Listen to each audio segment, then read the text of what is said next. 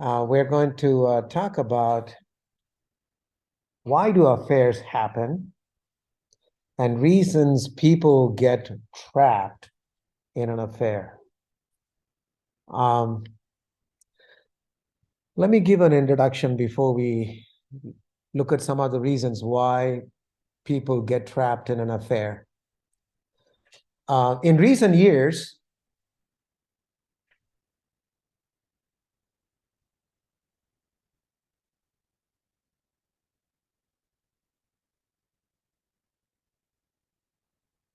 I turned my mic on so I can speak better and louder here. Okay. Why affairs happen? Well, in recent years, clinicians and researchers have found, actually have paid considerable attention to the reaction of people to overwhelming life-threatening events. In fact, nearly a century and a half ago, observers noted that soldiers who had fought in the Civil War were emotionally disturbed for years afterward. And they called it, by the way, those are the 3 books I'd like to recommend. Okay. And so the soldiers who had fought in the Civil War were emotionally disturbed for years afterward. And they called it soldier's heart. Veterans of World War I suffered a similar reaction, which was called shell shock. It was assumed that their nervous response to battle resulted from being exposed to the exploding shells. The World War II veterans experienced what they call battle fatigue, which incapacitated them for further combat. And then after Vietnam, an identifiable and prolonged stress reaction was identified as, you probably heard this before, post-traumatic stress disorder. Now, we have come to realize that many people who are exposed to life-threatening events suffer a syndrome with predictable symptoms and progression. More recently, we have also realized that individuals who have been exposed to a wide range of catastrophic events besides combat have a similar reaction. People who have experienced serious auto accidents, natural disasters, or physical assaults are often traumatized. Others who feel vulnerable and face serious physical injury as victims of domestic violence or rape and child abuse can also be traumatized. Believe it or not, those who have discovered their partner's infidelity have been traumatized. So the word trauma means wound, and the offended person has been wounded to the core of her being by her partner's betrayal of trust. So clinicians have described this trauma as post-infidelity stress disorder. Now listen to Jennifer's response when she discovered her husband's affair. Something inside me, died, and I cannot bring it back to life. And I don't know what my life means anymore. You probably heard about Dr. James Dobson, Focus on the Family. Yeah. He had a radio show in 1983. He had a special radio program called Victims of Affairs. Dr. James Dobson related a story that had been told to him. A woman grew up in the Soviet Union. In 1941, although she was not a Jew, she was put in Nazi concentration camp until the war was over. While she was there, she witnessed horrific beatings and killings. She lost family members and endured atrocities most of us will never know or understand. She somehow survived and came to the United States and married. A few years later, her husband had an affair and left her for another woman. And she had this to say about her painful, terrible experience with what her husband did to her. And she said, "My husband's affair was the most painful experience of my life. Not even the concentration camp experience she had. Imagine the trauma that she went through." All right, with that in mind, we're going to look at factors that can lead to unfaithfulness. This is number one. We're going to go fast, and we're not going to, it's not going to be a long presentation here. Factors that can lead to unfaithfulness. Number one,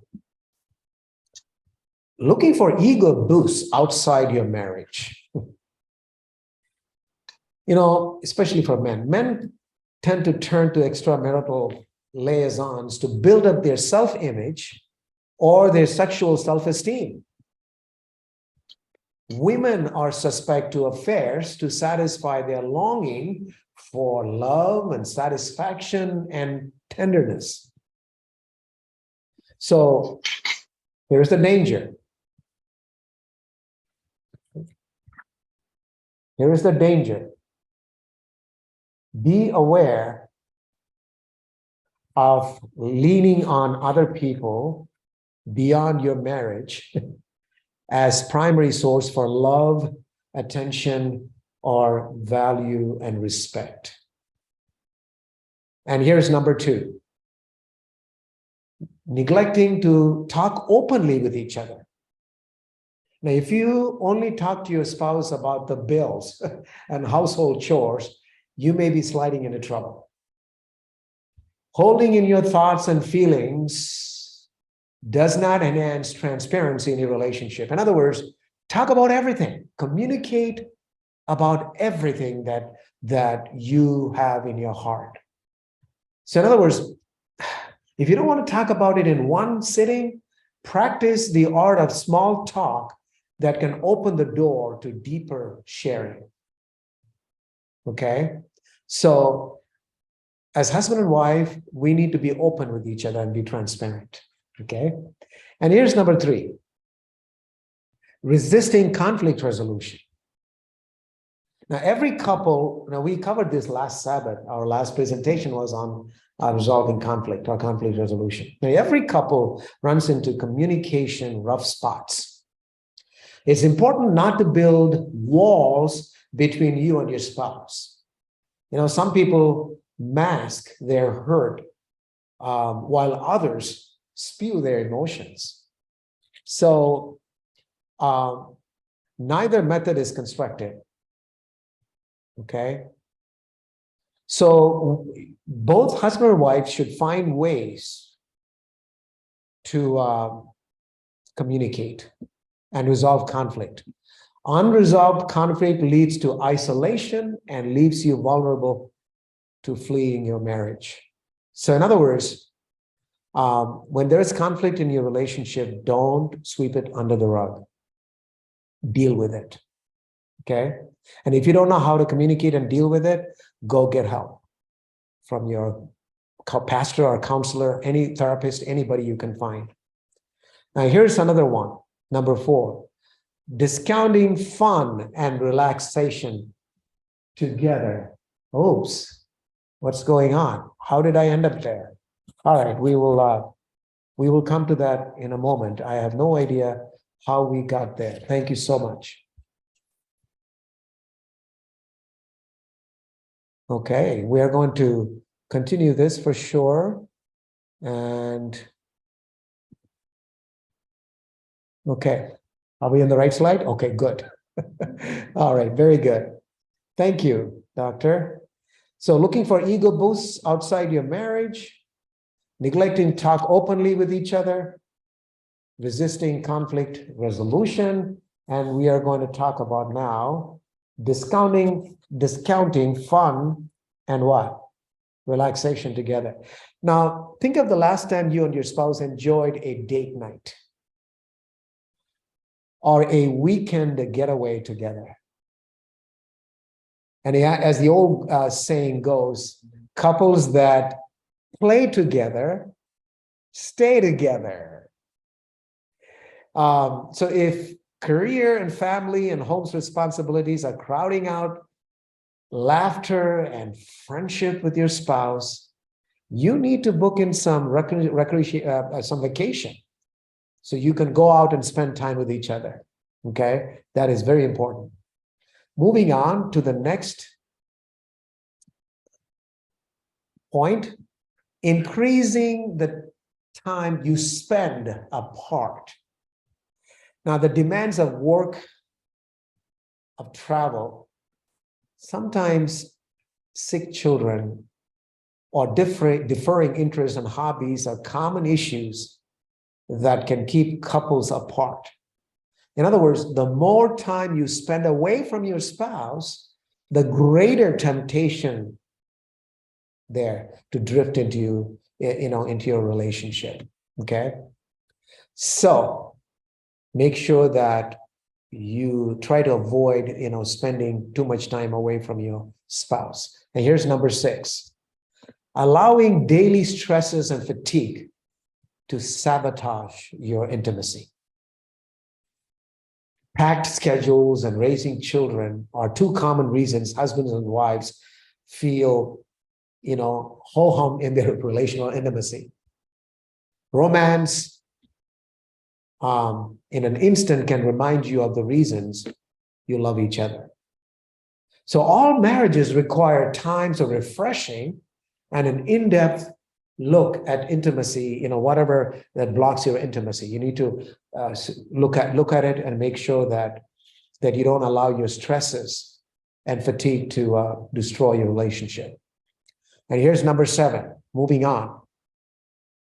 Letting your love life fizzle instead of sizzle. I like that phrase. Okay. In other words, familiarity and boredom can creep into any marriage. So be aware of shaking things up in your sexual intimacy life. By dumping your spouse for another more promising lover. So if you or your partner suddenly is disinterested in sexual intimacy with each other, be sure to explore the real reasons why you're not interested in each other anymore. That takes us to point number 8. Giving into predictability. What does that mean? Well, a little mystery can go a long way in adding spice into your marriage. Many couples succumb to affairs out of fading interest in their spouses. My spouse used to be so attractive, not anymore. One way to continue your marital happiness is to surprise your spouse with love notes or an occasional unexpected vacation or a gift. Add some spice. Oh, we've been married for 50 years, 45 years. It's okay, Make it exciting and interesting. To maintain that excitement, even if you don't feel like it. But if you book a vacation and go out, spend time with each other, you will feel like getting to know each other more. All right, number 9, living in denial. What does that mean? Well, pretending that problems do not exist in your marriage will only widen the gap between you and your spouse. Oh, we don't have any problems. We're okay.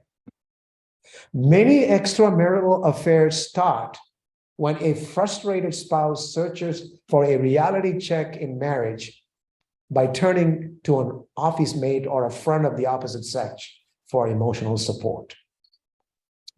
or any other support. So dare to face the truth of your marriage struggles and deal with them. Don't live in denial, thinking that everything is fine. And here's number 10. Forgetting that you're committed to what? Each other. We talked about commitment this morning. Over time, couples are prone to forget why they fell in love. You know, it's good to reminisce about how you met, you know, what caused, you know, talk about your dating experience. Because over time, couples are prone to forget why they fell in love and why they were attracted to each other. You know, in our easy come and easy go culture, it takes courage and determination to honor commitment instead of convenience, okay? So we need to always remember our commitment to each other. All right, that's number 10. 11, failing to resist come-ons and temptations. You know, in our over-sexed culture in America, even the most innocent husband or wife can fall prey to sexual temptations. Before you or your mate find yourself in compromising situations, talk about safeguards for your marriage. And you may need to avoid after work, you know, like staying away from home and certain hotels on business trips, or sexually compromising magazines or movies or television shows. Thinking just this once can lead to a lifetime of regret. I'm going to do it only once. My spouse will never know. Stay away from it. You know, I read a story about Billy Graham, and when he was young, evangelist, right, I think 2 or 3 years after he got married, he was invited by churches all over the United States, and sometimes he would travel to other countries. Whenever he traveled, he would call the hotel where he was going to stay and tell the manager, please remove the TV in my room. I don't want any TV in my room. And occasionally he came to hotels where they forgot to remove the TV. And so on one occasion, he put his foot on the wall and he held on to the cord and literally ripped it out of I'm talking about the jack, you know, that is connected to the wall. You get, what do you call, yes, internet, whatever you call it, satellite. He literally put his foot against the wall and held on to that and ripped it from the wall. And then he called downstairs and told them, come and get it, because they forgot to do it. So we need to resist temptation, okay? And number 12, hungering for constant approval and attention. Emotional deprivation in childhood, in which a person has a constant hunger for approval and attention. For example, if the wife cannot fulfill her husband's need for approval, he will feel cheated and let down and may seek the attention of another woman. Okay? So, remember that danger. Okay? Hungering for constant approval and attention. All right, we're going to do a short quiz here before I continue. Now, here's the quiz. If your marriage partner exhibits several of these following behaviors, your marriage may be in danger of an affair. We're going to go through these reasons, okay? Let's find out. He or she avoids eye contact with you. Talks continually about the unknowns of the future. shows an increased disinterest in the topic of sexual intimacy, makes excuses for not spending time alone with you, acts usually guilty when you do something nice for him or her, quits complimenting you on your physical attractiveness. These are reasons, okay? It could be any number of reasons. So don't zero in on one reason and say, my husband hasn't said to me that I'm still physically attractive to him.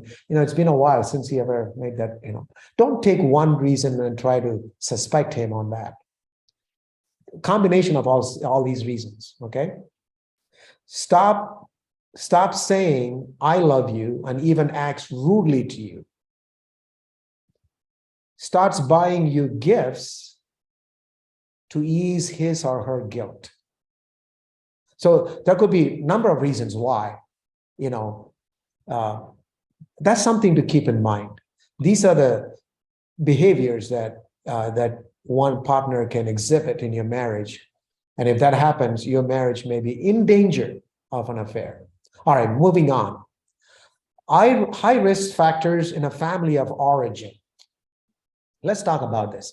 Now, when I talk about high risk factors in a family of origin, that can make an individual vulnerable to infidelity. Now, when I share the following information, let's take a look at the concepts. And we need to check off our own risk factors. All of us have at least one of the risk factors here. Number one, family history of infidelity. Exactly how this behavior gets passed down to younger family members is still uncertain, but this pattern exists, should be treated as the norm.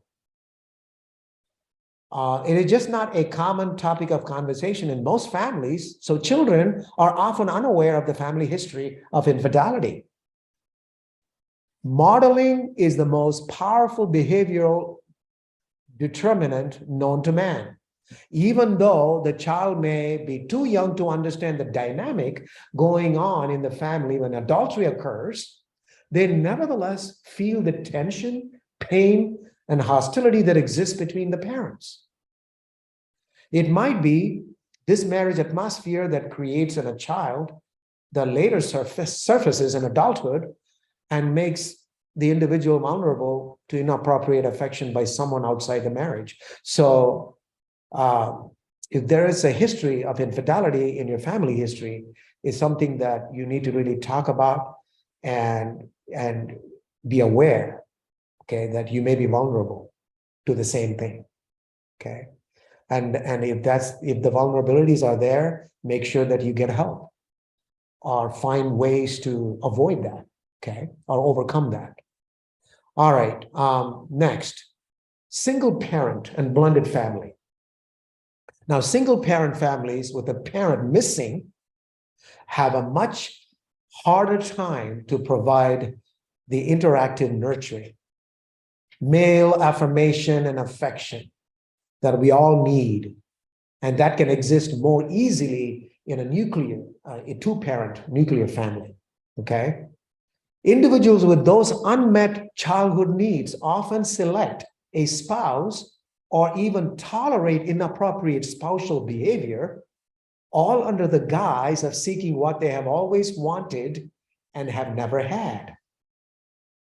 So this selection influence often results in disappointment with the chosen partner. So spouses are not designed to make up for parental deficits, okay? So we need to be aware of that if you have grown up in a blended family. Now, here's another high risk factor: physically abusive, chronically conflicted family. Now, it is common knowledge that most adult addictions have their origins in a family of origin atmosphere of anger and shame. Now, that certainly is true of sexual addiction in males. You see, sex is very healing to men. Listen closely. Men who come out of angry families have often learned that sex is the primary way to reassure yourself that all is well. It is helpful for wives to understand that sex is the best antidepressant known to females. I'm sorry, known to males. When men are anxious and depressed or feel uneasy about their environment, they will often choose sex as their medication of choice. And if the individual has used sex as a form of medication in adolescence, or had seen a parent do so, then the risk is increased when he gets married. Even in good marriages, husbands are often accused of viewing sexual relations as the answer to every difficulty. There is a biochemical reason why males seek this sexual comfort in the midst of distress. They report, research actually reports, the highest level of oxytocin, the so-called bonding hormone, after sexual relations with their significant other, okay? And this spike does not occur in acts of masturbation or sexual interactions with prostitutes and strangers, but needing this assurance can make men with this risk factor vulnerable to a close call and inappropriate relationship. So he has to watch it. A common complaint, even among healthy marriages, is that often after marital conflict, many husbands want to make love to their wives. And if sexual intimacy occurs, they think all is well in the marriage. Well, nothing, but that might be, further from the truth. But that's what they think, okay? So that's a high risk. Physically abusive, chronically conflicted family. All right. With that in mind, we're going to go to the last section. And this is high-risk personal factors, not family of origin now, high-risk personal factors. Okay, number one, sexual molestation. Most authorities would tell you that anywhere from 25 to 40% of young women, 25 to 40% of young women, and approximately 20% of young males report having been sexually molested when they were minors. It is common knowledge that molested children often resort to promiscuous sexual behavior during adolescence and beyond. And this is usually viewed as an attempt to work through the shame caused by their molestation experiences. When shame and guilt feelings are attached to pleasant sexual experiences, it often creates ambivalence about spousal sexual activity or even an attitude that sex is bad. And it is often difficult for the molested child to feel attractive as an adult and enjoy the pleasant sexual passions that are part of a good marriage. Now, sex for this person can leave them feeling emotionally unsatisfied at best, and dirty and guilty at worst. And yet, this need remains unfulfilled, and there can develop a good sex or bad sex split that makes the individual vulnerable to sexual relationship with a bad person, someone other than their spouse. So they don't care. As long as they go out, whether it's a bad person or a good person, it doesn't matter. They're vulnerable to that. Listen to this. After her third affair, Lily reported that she needed the reassurance that her seductiveness provided when one of her fellow workers succumbed to her flirtations. Molested as a child by an older half-brother and an uncle, she could never enjoy sexual relations with her husband without recalling many of those terrible memories. However, when having the bad sexual relations with men that she didn't love, she was able to experience everything that she wasn't able to experience in the marriage. And it had nothing to do with her husband, but it had everything to do with her memory and her history. So there's a personal risk factor. And if this is something that women are, facing in their marriage, oh boy, they need to find a therapist. They need to get, help, because this is not something a pastor can, deal with. I have had young ladies approach me, in their marriage and ask me. I always refer them to somebody who's licensed, who's certified in this area. It's a tough area to deal with. Okay.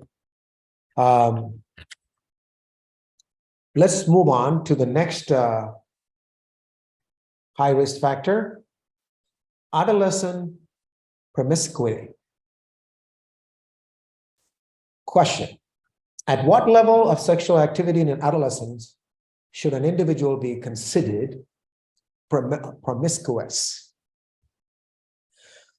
In some studies, researchers label an individual promiscuous as someone who has had 6 or more sexual partners during adolescence. If you did, growing up as a young man, 6 or more sexual partners, then you are promiscuous. One man made this comment: you never forget the excitement of those sexual encounters. Cars, athletic experiences, girlfriends and boyfriends and music, to name a few categories, always seem to be special in our memories. And when life gets difficult, most of us would like to return to the simple and pleasant experiences of the way we remember our teenage years. And that's why some of them would like to go back and find another partner. And that lure often leads to infidelity. So these men have to be careful. Promiscuous men. Okay, one more. Another one. Learning disabilities and ADHD. Now, those with these diagnoses often report difficult childhoods. People are always yelling at them. No one ever seems pleased with their behavior. And they're never quite good enough. They always seem to be in trouble. They can't ever seem to finish anything on time. Life is extremely difficult for them. People and even friends have a tendency to shun them. Authority figures sees them as a nuisance and at best. And they're often in troubles with bill collectors, and they're in trouble with the law. They're in trouble with their family and their bosses. Those with high-risk personal histories are often singled out for therapists to see, doctors to medicate, and pastors to pray for. As a result, they have a high need for nurture and reassurance. They are very vulnerable to anyone who will pay attention to them or listen to them and support them. And so they're desperate for acceptance, even while pretending that it is unnecessary. By the way, saying or hearing no is difficult for them. And they don't learn easily from their mistakes. And due to their desperate need for affection, they often find it difficult both to admit wrongdoing and to accept responsibility for their behavior. So this can be a high-risk, personal high-risk factor for someone who can be tempted, to seek extramarital affair or infidelity. All right, my time is up. I'm going to close with this story. Now, the following story highlights many of the family origin risks that we talked about today. Please pay close attention to these factors, because in most cases, most of us would not think that these kinds of childhood deficits would still be having an impact on us as adults many years later. But listen to the story. Her name is Wanda, and she shares the story. And I read this in one of the books that I put it in the beginning on the screen that I recommend for you. Her name is Wanda. She shares this story, and listen to her own words. Reuben and I are both 76 years old. A year ago, he finally confessed to me that he had been committing adultery for 15 years with his secretary with whom he worked.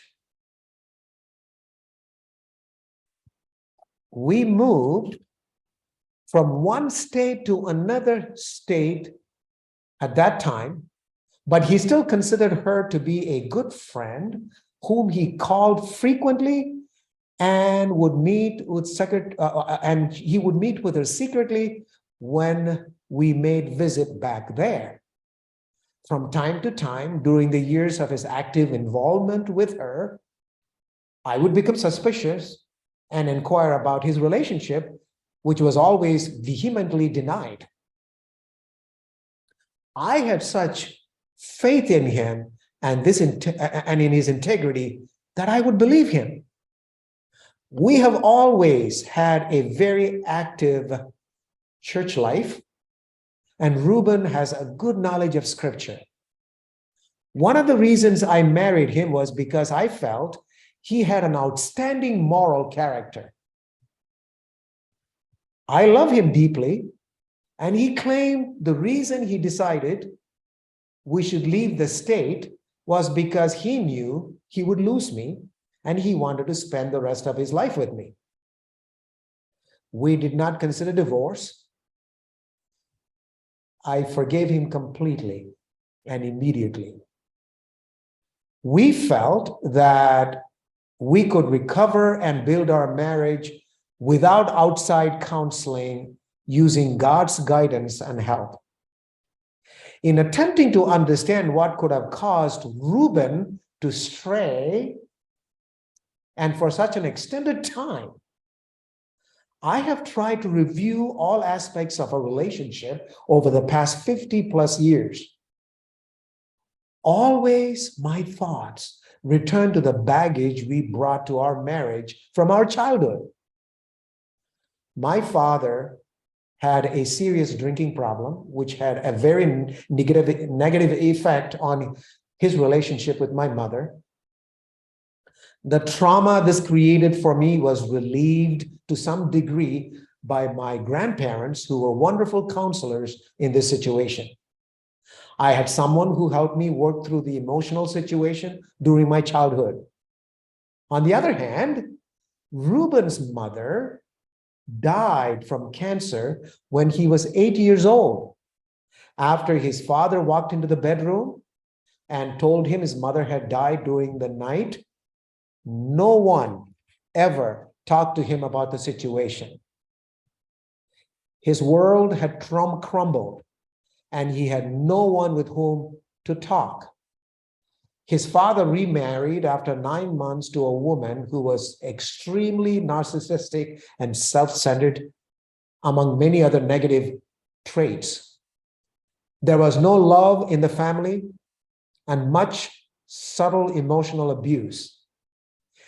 In reviewing our relationship through all these years, there were many times when Reuben abused me emotionally, mainly verbally by unkind remarks, especially in public.